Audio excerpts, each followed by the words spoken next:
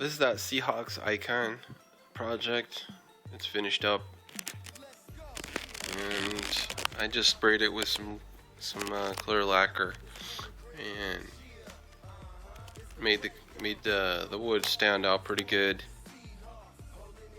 This was a rough project, I will say, and it was partly, I think, due to just having to cut out this this shape right here, the walnut shape right here. This is all one piece right here, all one solid piece, and by that I mean it was about 3/16 inch thick piece. So that was part of it, just to cut out that piece. But that really wasn't the real hard part with this project. The real hard project was, or maybe the mistake on my part, was the material selection for the base, which is this piece of maple, which started out as just a rough cut piece that I had, and I planed it down.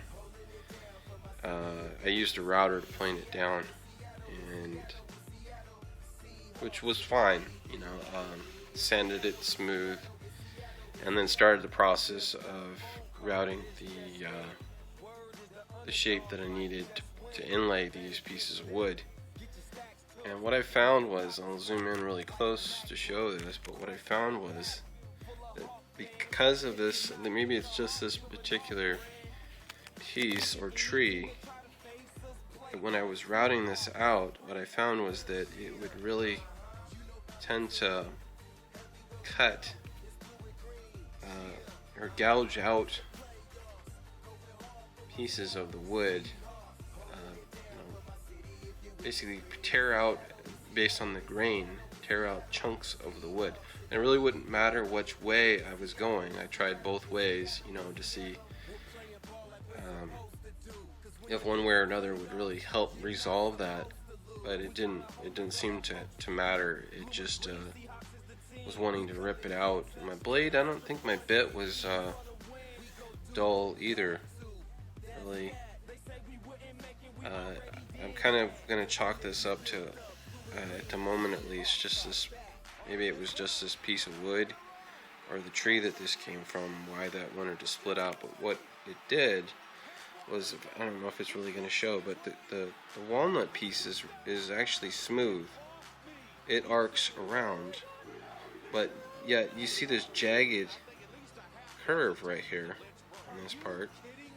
And the reason it's dark is because when I was gluing in the walnut, I would fill in with some fine walnut sawdust, take up any small gaps, right? Well, there was some pretty larger size gaps, what I would call larger size. They're probably a 1/16 of an inch, not 1/16 of an inch, I'm sorry, like a 32nd or even a 64th of an inch.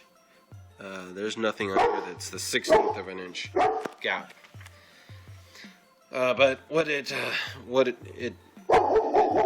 causes a nice jagged edge right there.